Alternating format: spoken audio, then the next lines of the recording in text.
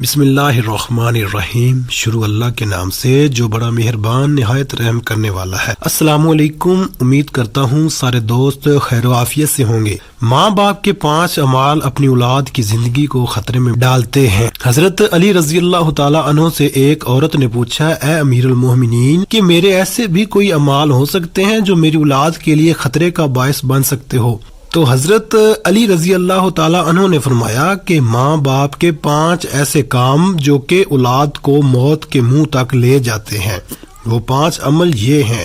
ناظرین، آج کی اس ویڈیو میں آپ کو بتایا جائے گا کہ والدین کے ایسے کون سے اعمال ہیں جو اپنی اولاد کے لیے خطرے کا باعث بن سکتے ہیں۔ حضرت محمد صلی اللہ علیہ وسلم نے فرمایا، اگر میں ماں باپ کو اس دنیا میں زندہ پاتا تو اگر میں عشاء کے فرض پڑھ رہا ہوتا اور میرے والدین میں سے کوئی مجھے آواز دیتا تو میں نماز چھوڑ کر انہیں لبیک کہتا۔ ایک دفعہ حضرت علی رضی اللہ تعالی عنہ نے اپنے حجرے میں موجود تھے کہ ایک بوڑھی عورت آئی اور عرض کی، اے امیر المومنین، میری 2 ہی اولادیں ہیں، ایک بیٹا اور دوسری بیٹی، وہ دونوں ہی نافرمان ہیں اور وہ دونوں اکثر بیمار رہتے ہیں۔ میری بیٹی کا رشتے لینے کے لیے کوئی تیار نہیں اور میرے بیٹے کو کوئی رشتہ دینے کے لیے تیار نہیں۔ میں ایسا کون سا عمل کروں جس سے ان کی زندگی میں برکت آئے اور وہ عمل انہیں نفع دے اور وہ میری نافرمانی بھی نہ کریں، وہ صحت یاب بھی ہو جائیں؟ میں ایسا کون سا کام کروں کیونکہ وہ دونوں نافرمان ہیں، میرا کہا نہیں مانتے، میرا بیٹا شراب اور دیگر گناہ بھی کرتا ہے اور وہ دونوں دین اسلام سے مطابقت نہیں رکھتے۔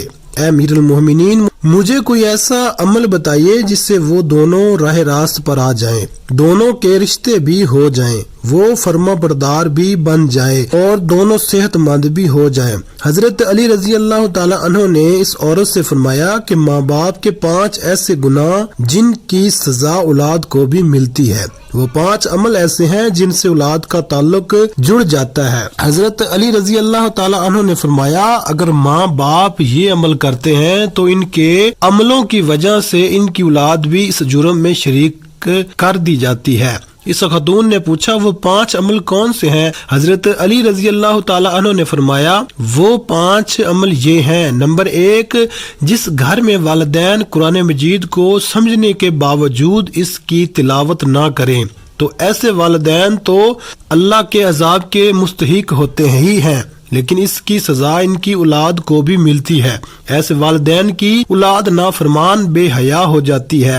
آپ اپنے گھروں میں دیکھیے کہ قرآن مجید جو کہ اللہ تعالیٰ کی آخری کتاب ہے اور محمد مصطفیٰ صلی اللہ علیہ وسلم پر نازل ہوئی، جو کہ قیامت تک کے مسلمانوں کے لیے ہدایت کا سرچشمہ ہے، قرآن مجید ہمارے گھروں میں موجود تو ہے، لیکن افسوس کہ ہم صرف رمضان میں قرآن کو پڑھتے ہیں یا پھر جب کوئی فوت ہو جائے۔ قرآن مجید ہمارے گھروں میں موجود تو ہے، اس پر دھوڑ جم جاتی ہے، مگر ہم اسے کھول کر پڑھنے کی کوشش نہیں کرتے ہیں۔ چاہیے کہ اس مقدس کتاب کی تلاوت کریں تاکہ ہمارے گھروں میں اللہ تعالیٰ کی رحمتیں اور برکتیں نازل فرماتا رہے۔ جو ماں باپ قرآن کو سمجھنے کے باوجود نہیں پڑھتے، ان کی اولاد بے حیا اور تنگ دست ہو جاتی ہے۔ نمبر 2، امیر المومنین حضرت علی رضی اللہ تعالی عنہ نے فرمایا، جس گھر میں ماں باپ روزانہ لڑتے ہیں اور ایک دوسرے کو گالیاں دیتے ہیں، جہاں گالیاں دی جائیں وہاں شیطان ہی ڈیرے ڈالتے ہیں، فرشتے نہیں، اور شیطان ان کو ہر وقت بھڑکاتے رہتے ہیں۔ آپ خود سوچئے کہ جس گھر میں ہر وقت شیطان کا وسیلہ ہو، فرشتے وہاں نہ آئیں تو ایسا گھر جہنم ہی ہوگا، کیونکہ فرشتے تو یہودیوں اور مشرکوں کے گھر میں ہی آتے ہیں۔ حضور نبی کریم صلی اللہ علیہ وسلم کا فرمان اقدس ہے کہ ایک دوسرے کو گالیاں دینا اسلام میں حرام ہے۔ والدین کو دیکھ کر اولاد جوان ہوتے ہے، جیسا طرز عمل والدین کا ہوگا اولاد بھی ویسی ہی ہوگی۔ جن بچوں نے ساری عمر اپنے والدین کو لڑائی جھگڑا کرتے گالیاں دیتے دیکھا تو ایسی اولاد سے والدین کیسے توقع رکھ سکتے ہیں کہ ان کی اولاد فرما بردار ہوگی؟ اس لیے حضرت علی نے فرمایا کہ ماں باپ کو چاہیے کہ دین اسلام میں بات چیت کے جو طریقے بتائے گئے ہیں ان پر عمل کریں تاکہ ان کی اولادوں کی تربیت درست طریقے سے ہو۔ اس طرح آپ کی اولادیں نافرمان اور بے حیا نہیں ہوں گی۔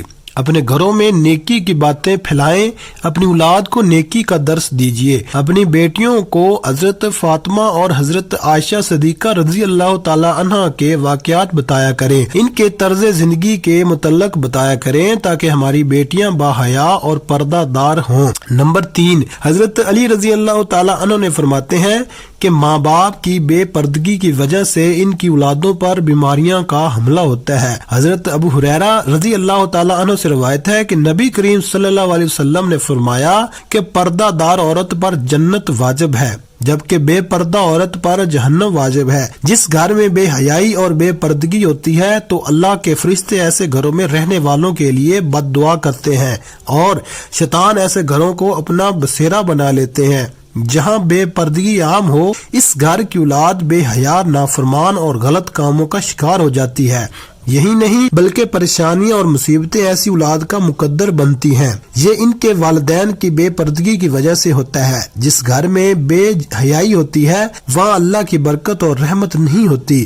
ایسے ماں باپ کی اولاد فتنوں اور بلاؤں سے محفوظ نہیں رہ سکے گی، کیونکہ اللہ کے فرشتے جو کہ ان فتنوں کو روکتے ہیں وہ تو اس در سے چلے جاتے ہیں۔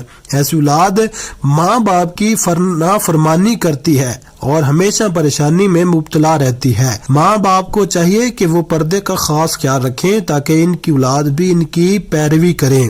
آپ نے مشاہدہ کیا ہوگا کہ آپ کے ارد گرد جو ماں باپ پردے کا خیال نہیں رکھتے تو ان کی باتیں زبان زد عام ہوتی ہے۔ اکثر عورتیں یہ کہتی ہوئی دکھائی دیتی ہیں کہ پردہ دل کا ہونا چاہیے، تو ایسی عورتوں کو اللہ کے غضب سے ڈرنا چاہیے کہ کیا ان کا دل حضرت فاطمہ الزہرا اور حضرت عائشہ رضی اللہ تعالی عنہ کے دل سے زیادہ پاک ہے؟ اگر ان کے لیے پردے کا حکم تھا تو آج کی خواتین اپنے آپ کو کس جگہ پر دیکھتی ہیں؟ ناظرین، اپنی بیٹیوں کو حضرت فاطمہ رضی اللہ تعالی عنہ کے واقعات بتائیے اور انہیں بتائیے کہ ان کی رول ماڈل کون ہونی چاہیے۔ آپ کو حضرت فاطمہ الزہرا سلام اللہ علیہ کا ایک واقعہ سناتے ہیں۔ شادی کے بعد نبی کریم صلی اللہ علیہ وسلم حضرت فاطمہ کو گھر لے جا رہے تھے کہ راستے میں ایک نابینا صحابی بیٹھے ہوئے تھے۔ آپ رضی اللہ تعالی عنہ نے اپنے چہرے کو ڈھانپ لیا۔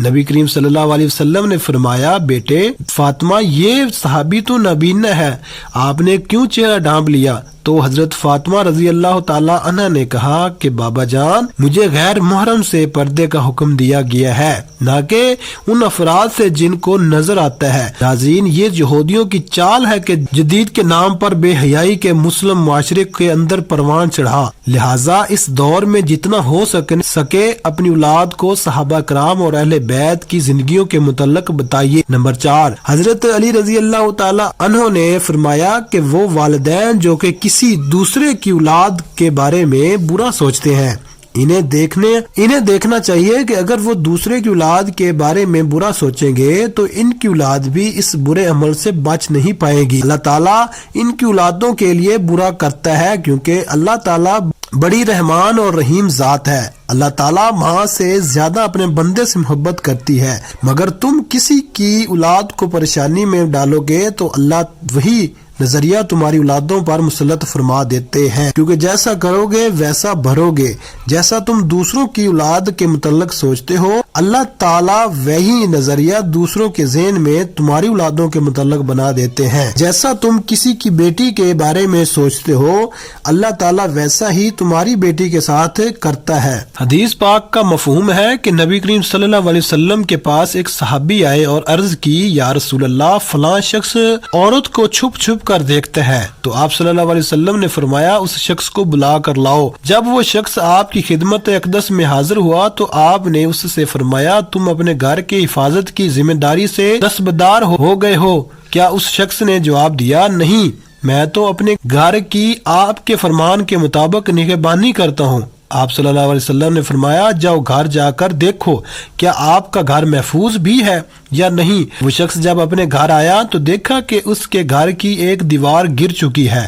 وہ شخص واپس آیا، آپ صلی اللہ علیہ وسلم کی خدمت میں حاضر ہوا اور پوچھا، یا رسول اللہ صلی اللہ علیہ وسلم، یہ کیا معاملہ ہے؟ تو آپ صلی اللہ علیہ وسلم نے فرمایا، اگر تم کسی کی عورت کو دیکھو گے تو اللہ تعالیٰ تمہارے گھر کی دیواریں گرا دے گا۔ تو ناظرین، دوسروں کی بیٹیوں کو اپنی بیٹیاں سمجھیں، دوسروں کی بہنوں کو اپنی بہن سمجھیں تاکہ تمہاری عزتیں بھی محفوظ رہ سکیں۔ نمبر 5، حضرت علی رضی اللہ تعالی عنہ نے فرمایا جو ماں باپ اپنے گھر میں حلال حرام کا فرق نہ کرتے ہوں، حرام وہ نہیں کہ حرام جانور کھا لیا جائے یا کوئی حرام چیز کھا لی جائے، یہ تو وطن حرام ہے، حرام وہ جو حلال کو حرام کر کے کھایا جاتا ہے، کسی سے دھوکہ فراڈ کر کے اس کا حق کھا لیا جائے یا کسی غریب مسکین کا حق کھا لیا جائے تو یہ بھی حرام ہے۔ اگر حرام مال بچوں کو کھلایا جائے تو اولاد نافرمان، بے حیا اور بیماریوں میں مبتلا ہو جاتی ہے۔ آج کل یہ بیماری ہمارے معاشرے میں اب